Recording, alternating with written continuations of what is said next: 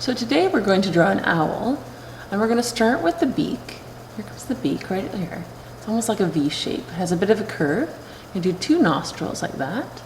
And then above it you're going to do some of the kind of the whiskers. 1, 2, 3, 1, 2, 3. It's kind of a bit curved.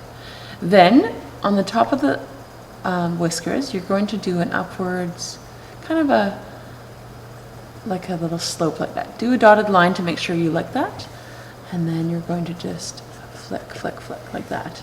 Good. Now you're going to do a dotted line to kind of make a ridge like this above his eyebrows. They're kind of like his eyebrows. And you're going to flick, flick, flick, flick like that. Next, right next to these what are these called? Whiskers. You're going to do big round eyes that fit underneath the eyebrows. So do a second circle inside. Keep this all the same width. Think of a bicycle tire. Now do a small circle inside. That is the light reflecting off the moisture of the eyeball. Now you're going to go flick, flick, flick outwards from the eye. After we're done that, we'll do the other side. I often do dotted lines to make sure that I'm happy with the shape, and then I'll go over it with a solid line. So you can try that too. And flick, flick, flick, flick, flick. There's going to be some shadows in there to make him look a little bit more stunned or a bit more angry. Good. So now we're going to do a curve shape. Think of brackets. So here's this bracket. I'm doing a dot shape to make sure I'm happy with that shape. And same thing with this side. And then this is a burrowing owl, so it has no ears. We're just going to continue that almost like a rainbow shape above over his head. And they have nice little cream flecks on dark brown. So we're going to add some feathers. And those are the details on the feathers. I'm going to do a little bit of dots, some dots. Like that. And a little bit of texture to show all those feathers. We want to add a little bit of texture on here so that this part sticks out a bit. Right here.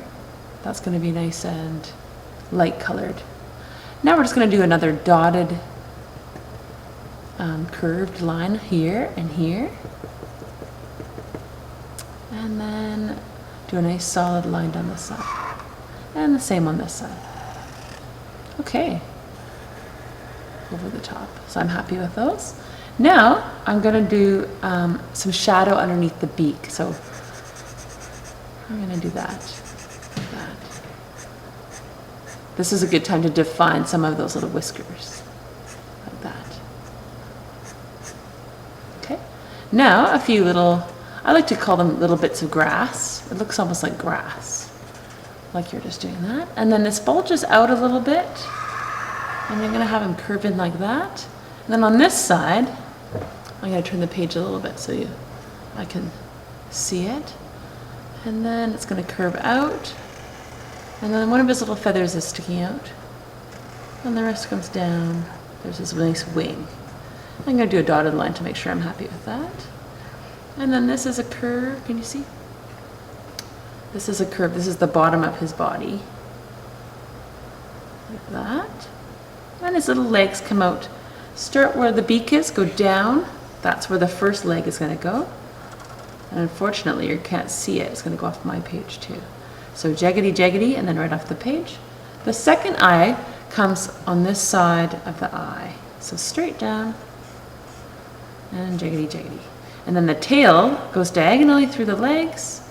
And then underneath this wing, you're just going to have some details of the feathers. I'm going to add some nice shading in there to show that it's underneath.